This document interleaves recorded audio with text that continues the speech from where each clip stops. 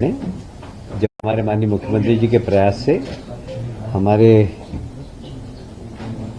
केंद्रीय मंत्री श्री नितिन गडकरी जी ने जबलपुर प्रवास के दौरान मध्य प्रदेश को 73,000 करोड़ की योजनाएं अलग अलग तरीके से देने की घोषणा की है। जैसे मुख्य कार्य जबलपुर भोपाल ग्रीनफील्ड हाईवे, ये लगभग 255 किलोमीटर का है, जिसमें 15,000 करोड़ रुपया इस सड़क पर लगने वाला है। ऐसे Indore Bhopal greenfield corridor 160 kilometre दूरी कम हो रही है, इसमें 12,000 करोड़ रुपया खर्च होगा। Lakhnadon Raipur 4 lane highway 220 kilometre है, इसमें 10,000 करोड़ रुपया खर्च होगा।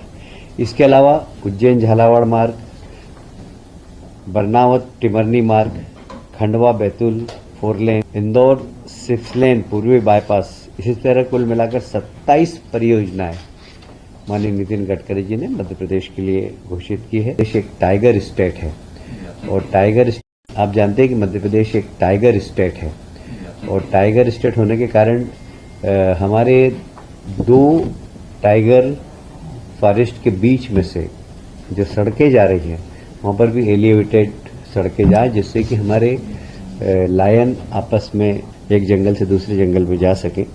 तो इसे कान्हा, बांधवगढ़, पेंच और पन्ना, इन सब राष्ट्रीय उद्यानों में आपस में जोड़ने के लिए उनको टाइगर कॉरिडोर बनाया जा रहा है, जिसमें कि बीच में कोई सड़क मार्ग नहीं होगा। सारे जो फॉरेस्ट एरिया है वो एक हो जाएगा, जिससे हमारे टाइगर को एक बड़ा क्षेत्र मिल जाएगा घूमने के लिए। ये एक बहुत बड़ी उपलब्धि है और बंदरगाहों से सीधे कनेक्टिविटी करने के लिए भी एक योजना उन्होंने स्वीकृत की है। कुल मिलाकर मध्य प्रदेश के विकास में ये जो 73,000 करोड़ की योजना है, ये एक महत्वपूर्ण भूमिका अदा करेगी। आप जानते हैं कि मध्य प्रदेश एक टाइगर स्टेट, माइनिंग कॉन्क्लेव हुई जिसमें 56,414 करोड़ के निवेश के आश्वासन भी मिले हैं और आयोजन क्रिटिकल मिनरल्स, स्ट्रेटेजिक मिनरल्स तथा रेयर अर्थ एलिमेंट्स की प्रदेश में संभावना और उनके प्रसंस्करण संवर्धन पर केंद्रित रहा। आयोजन में All India Limited, Texmin, Indian Institute of Mines, IIT Dhanbad इत्यादि के साथ MOU किया गया है। Coal India, Manganese India Limited, Hindustan Copper Limited, भारतीय विज्ञान संस्थान तथा विज्ञान संस्थान Texmin, IIT, Indian School of Mines, भारतीय रेयर्स अर्थ लिमिटेड की भागीदारी रही और निजी संस्थाएं ने भी भाग लिया है इसमें। ये तो शासकीय और अर्धशासकीय संस्थाएं थी। इसके अलावा निजी संस्थाएं जैसे single business private limited, Vinamra resources, Ramnik power, mine ware advisor इत्यादि के प्रतिनिधियों से मुलाकात हुई और उन्होंने भविष्य की संभावनाओं के बारे में मध्य प्रदेश में तलाशने की कोशिश की और मध्य प्रदेश में उन्होंने इन्वेस्टमेंट करने की एक प्रयास करेंगे हम लोग, ऐसा आश्वासन दिया है। ग्लोबल स्पिरिचुअल कॉन्क्लेव उज्जैन में 27 अगस्त को ग्लोबल स्पिरिचुअल कॉन्क्लेव का आयोजन रखा गया है। यह कॉन्क्लेव सिर्फ एक कार्यक्रम नहीं है, वास्तव में मध्य प्रदेश एक मैं कहूँगा स्पिरिचुअल हब भी बनता जा रहा है। जिस प्रकार हमने महाकाल लोक बनाया, ओंकारेश्वर लोक हमारा काम चल रहा है, ऐसे ही जितने भी हमारे धार्मिक स्थल है वो पर्यटन स्थल बने, धार्मिक पर्यटन का केंद्र बने मध्य प्रदेश। इस दिशा में हम काम कर रहे हैं।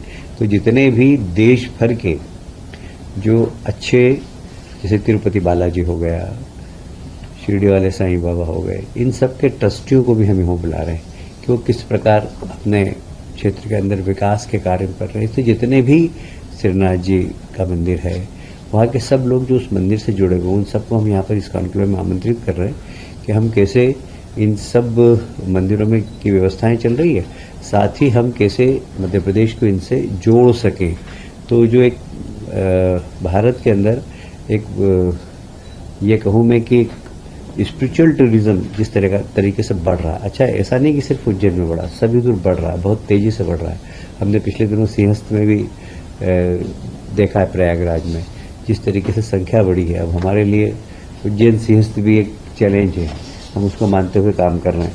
तो इस प्रकार इसको भी हम किस प्रकार मध्य प्रदेश एक स्पिरिचुअल हब बन सके टूरिज्म का, इसके दिशा में हम काम कर रहे हैं। और इस कॉन्क्लेव में देश विदेश के लोग भी आ सकते हैं, कई आध्यात्मिक गुरु भी आएंगे और कारपोरेट जगत इसमें किस प्रकार भाग ले सकता है, हम इस पर भी एक्सरसाइज ग्वालियर में 29 और 30 अगस्त को होगी।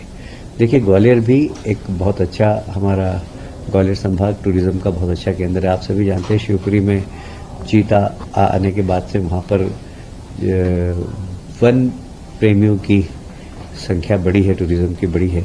और मध्य प्रदेश में टूरिज्म एक बहुत बड़ी इंडस्ट्री है और इसलिए ग्वालियर, चंबल, सागर संभाग के पर्यटकों को हम कैसे वहाँ पर बुलाकर और इस क्षेत्र में भी अच्छा पर्यटन हो, इस दिशा में अभी ग्वालियर में होने वाली है।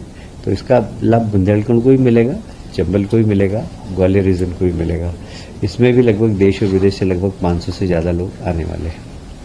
रीजनल टूरिज्म कॉन्क्लेव में 29 और 30 अगस्त को होगी। देखिए, ग्वालियर भी एक बहुत अच्छा हमारा ग्वालियर संभाग टूरिज्म का बहुत अच्छा केंद्र है। आप सभी जानते हैं शिवपुरी में चीता आने के बाद से वहाँ पर वन प्रेमियों की संख्या बढ़ी है, टूरिज्म की बढ़ी है। और मध्य प्रदेश में टूरिज्म एक बहुत बड़ी इंडस्ट्री है और इसलिए ग्वालियर, चंबल, सागर संभाग के पर्यटकों को हम कैसे वहाँ पर बुलाकर और इस क्षेत्र में भी अच्छा पर्यटन हो, इस दिशा में अभी ग्वालियर में होने वाली है।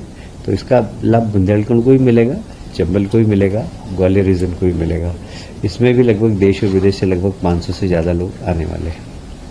Regional tourism court, one prosecutor, इसमें आप सभी जानते हैं कि अतिरिक्त लोक अभियोजक, अतिरिक्त जिला अभियोजन अधिकारी, इनकी संख्या हम बढ़ा रहे हैं।